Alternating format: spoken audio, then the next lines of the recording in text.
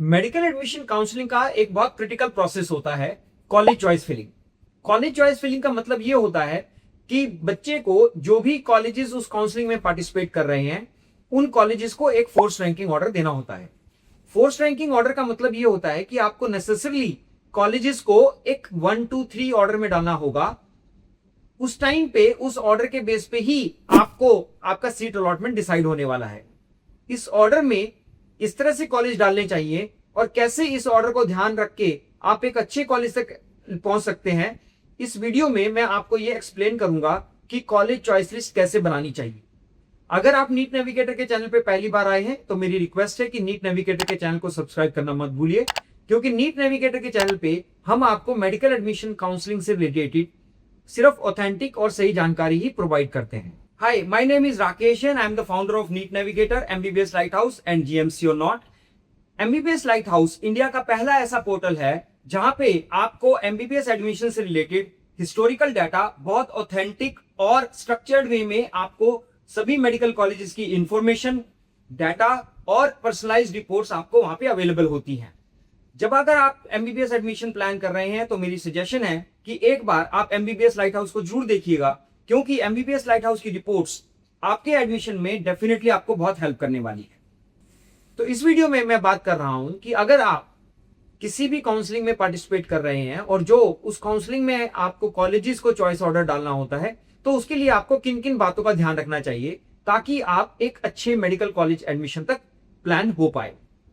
सबसे पहली बात यह है कि बच्चे, जब हम गवर्नमेंट मेडिकल कॉलेजेस की सिलेक्शन की बात करते हैं तो उनके पैरामीटर्स अलग होते हैं, और जब हम प्राइवेट मेडिकल कॉलेजेस की या डीम्ड मेडिकल कॉलेजेस की बात करते हैं तो उनके पैरामीटर्स वहां पे अलग हो जाते हैं। सबसे पहले मैं आपको प्राइवेट और डीम्ड मेडिकल कॉलेजेस के बारे में बताना चाहूंगा, क्योंकि प्राइवेट और डीम्ड मेडिकल कॉलेजेस में आपके फाइनेंशियल स्टेक्स बहुत हाई होते हैं। जनरली जब आप प्राइवेट या डीम्ड मेडिकल कॉलेजेस को टारगेट कर रहे होते हैं तो आपका पहला क्राइटेरिया ये होता है कि उस कॉलेज का फीस स्ट्रक्चर क्या है। यहाँ पे फीस स्ट्रक्चर के साथ साथ मैं कुछ चीजें आपको रिकमेंड करूंगा जो आपको जरूर ध्यान में रखनी चाहिए। सबसे पहली बात यह है कि किसी भी कॉलेज का फीस स्ट्रक्चर कम है या ज्यादा है, उसके साथ यह भी आपको बात समझनी है कि उस कॉलेज की फीस स्ट्रक्चर जनरली उसके क्वालिटी को रिफ्लेक्ट नहीं करती है। बहुत महंगा कॉलेज है तो कोई जरूरी नहीं है कि वो कॉलेज अच्छा है, और बहुत सस्ता कॉलेज है तो यह भी जरूरी नहीं है कि वो कॉलेज अच्छा नहीं है। किसी भी कॉलेज को कंपेयर करते हुए आपको उस कॉलेज के बारे में 4 बातों का ध्यान रखना जरूरी होना चाहिए। सबसे पहली बात कि क्या उस कॉलेज का इंफ्रास्ट्रक्चर जो है वो उसके फीस को जस्टिफाई कर पा रहा है या नहीं। क्योंकि अगर आप एक अच्छे कॉलेज में पढ़ रहे हैं और उसका इंफ्रास्ट्रक्चर अच्छा होगा तो कहीं ना कहीं जो पैसा आप वहां पे स्पेंड कर रहे हैं वो एक इन्वेस्टमेंट के तौर पे आपको एक अच्छा रिटर्न देने वाला है। दूसरी बात जो आपको ध्यान देना जरूरी है कि वहां पे क्लिनिकल फैसिलिटीज किस तरह की हैं। क्लिनिकल फैसिलिटीज की जब हम बात करते हैं तो बहुत सारी जगहों पे आपको MRI मशीन तक भी अवेलेबल नहीं होती है। किसी भी हॉस्पिटल में अगर MRI मशीन है, एक अच्छे एडवांस डायग्नोस्टिक टेक्निक्स हैं, तो कहीं ना कहीं उस कॉलेज का क्लिनिकल एक्सपोजर भी दूसरे कॉलेज से बेटर हो सकता है। तीसरी बात जो आपको ध्यान रखना चाहिए कि उस कॉलेज में जहां पे आप पढ़ने जा रहे हैं उसका एक हॉस्टल इंफ्रास्ट्रक्चर आपकी लाइकिंग और आपके स्टैंडर्ड के हिसाब से ठीक होना चाहिए। आपको वहां पे 5.5 साल रहना है, और अगर आप किसी भी प्राइवेट या डीम्ड में ये सोच रहे हैं कि मैं बाहर जाके रहना प्रेफर करूंगा, तो भी कहीं ना कहीं आपको उनकी हॉस्टल की फीस को पे करना जरूरी रहेगा। बहुत सारी जगहों पे आपकी हॉस्टल फीस इतना बड़ा कंपोनेंट होता है कि वो करीब करीब 30 to 40% of your tuition fees हो जाता है। तो इस चीज को ध्यान जरूर रखिए कि जो हॉस्टल आप वहां पे आपको जो कॉस्ट मिलने वाली है वो आपकी टोटल कॉस्ट में ऐड होने वाली है। तो शायद आप किसी एक कॉलेज में एक कॉस्ट को सिर्फ ट्यूशन फीस को देख के कम कर रहे हैं, बट टोटल कॉस्ट कहीं ना कहीं आपकी दूसरे एक अच्छे कॉलेज से बराबर होने वाली है। चौथी चीज जो आपको ध्यान रखना चाहिए कि प्राइवेट और डीम्ड मेडिकल कॉलेजेस में, कुछ कॉलेजेस में आपकी एक एनुअल इंक्रीमेंट की पॉलिसी होती है। कुछ जगहों पे सिर्फ ये हॉस्टल में होती है और कुछ कॉलेजेस में ये ट्यूशन फीस में भी होती है। ये अवेयरनेस आपके लिए इसलिए जरूरी है क्योंकि ये आपके फाइनेंशियल बजट को कहीं ना कहीं नुकसान पहुंचा सकती है। आपको अगर ये नहीं पता है कि आपकी फाइनेंशियल लायबिलिटी टोटल कितनी होने वाली है, तो आपको बाद में अपनी फाइनेंशियल प्लानिंग में दिक्कत आ सकती है।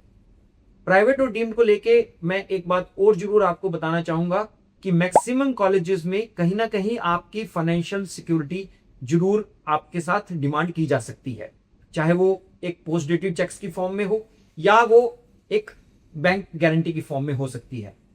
किसी भी प्राइवेट या डीम्ड में अगर आप एडमिशन प्लान कर रहे हैं तो प्लीज आप उन फाइनेंशियल सिक्योरिटीज के बारे में जरूर अवेयर रहिए। जब हम बात करते हैं गवर्नमेंट मेडिकल कॉलेजेस की, तो गवर्नमेंट मेडिकल कॉलेजेस में जनरली बच्चे जो अपना सिलेक्शन क्राइटेरिया रखते हैं वो 3 पैरामीटर्स पे रखते हैं। सबसे पहली बात कि लोकेशन, वो ये प्रेफर करते हैं कि अगर मैं अपने स्टेट में एडमिशन ले पाऊं तो ज्यादा अच्छा है, अगर मैं दूसरे स्टेट में भी जाना चाहता हूं तो वो प्रेफर करते हैं कि एटलीस्ट ऐसी सिटीज में जा सकें जहां पे कि डायरेक्ट एक्सेसिबिलिटी हो। Definitely location has an advantage, but also please understand कि किसी भी बड़े शहर में मल्टीपल कॉलेजेस, मल्टीपल हॉस्पिटल्स हो सकते हैं। आपको ये बात को समझना है कि उस कॉलेजेस का किस तरह का क्लिनिकल एक्सपोजर है और किस तरह की वहां की फैकल्टी प्रोफाइल है, ताकि आप एक अच्छे कंपैरिजन को डिसाइड करके ये प्लान कर सकें कि आपको किस दूसरे स्टेट में अगर एडमिशन लेना है तो कौन सा कॉलेज आपको टारगेट करना चाहिए।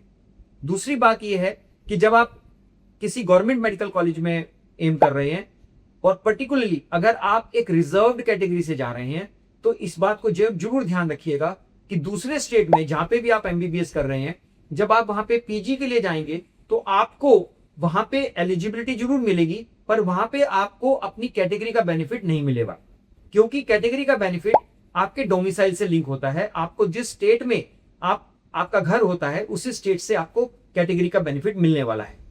एक्सेप्ट फॉर द एमसीसी, आपको स्टेट काउंसलिंग में वहां पे अगर आपने एमबीबीएस भी किया है तो भी आपको अपनी कैटेगरी का बेनिफिट सिर्फ जनरल की तरह से ही मिलेगा। तो इस अवेयरनेस को जरूर ध्यान में रखिए कि अगर आप किसी रिजर्व्ड कैटेगरी से हैं तो आपको किसी दूसरे स्टेट में जब एडमिशन प्लान करना हो तो पीजी कोटा को लेके थोड़ा सा सेंसिटिविटी को अपने बैठ रखिएगा। तीसरी बात, जब आप किसी भी गवर्नमेंट मेडिकल कॉलेज को प्लान करें तो गवर्नमेंट मेडिकल कॉलेजेस में सर्विस बॉन्ड्स होते हैं। सर्विस बॉन्ड्स को लेके बहुत कंफ्यूजन होता है, बहुत सारे मिसकंसेप्शंस होते हैं और बहुत गलत इंफॉर्मेशन भी लोगों तक पहुंचाई जाती है। किसी भी स्टेट के सर्विस बॉन्ड को प्लीज ध्यान से पढ़िए, उसकी सारी टर्म्स एंड कंडीशन को समझिए, उसकी ऑब्लिगेशंस को समझिए। और यहां पे मैं एक बात और भी कहना चाहूंगा कि सिर्फ सर्विस बॉन्ड को पैरामीटर बना के अपने मेडिकल कॉलेज के सिलेक्शन को मत चूज कीजिए।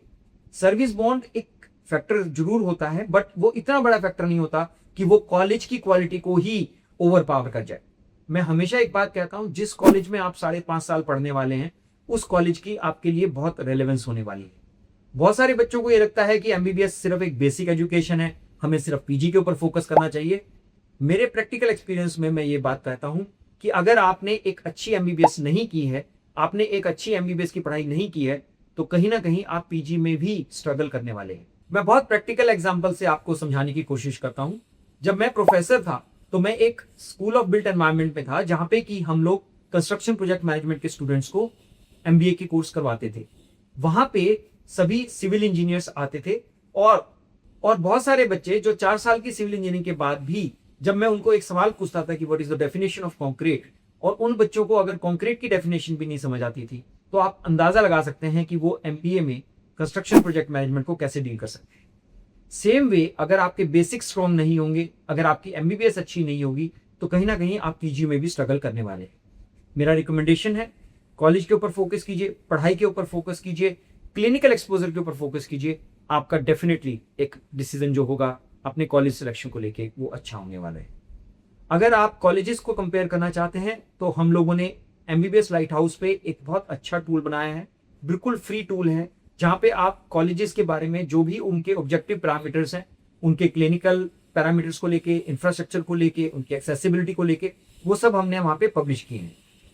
वो इंफॉर्मेशन आपको इस बारे में भी हेल्प कर सकती है कि आपको college A versus college B अगर कंपेयर करना हो तो आपको वहां पे थोड़ा सा एक असेसमेंट मिल जाता है कि कौन सा कॉलेज दोनों में से ज्यादा अच्छा है। अगर आप इन बातों का ध्यान रखेंगे तो मुझे लगता है कि आप एक अच्छे मेडिकल कॉलेज तक जरूर पहुंच पाएंगे। अगर आप एक पेड काउंसलिंग एडवाइस लेना चाहते हैं तो आप नीट नेविगेटर को उनकी पेड पर्सनलाइज्ड काउंसलिंग सर्विसेज के लिए कॉन्टैक्ट कर सकते हैं। और अगर आप सिर्फ कॉलेज से रिलेटेड इंफॉर्मेशन और डाटा देखना चाहते हैं तो MBBS light house offers you the most authentic data about all the cutoffs and the fee structure. So wish you all the best and thank you.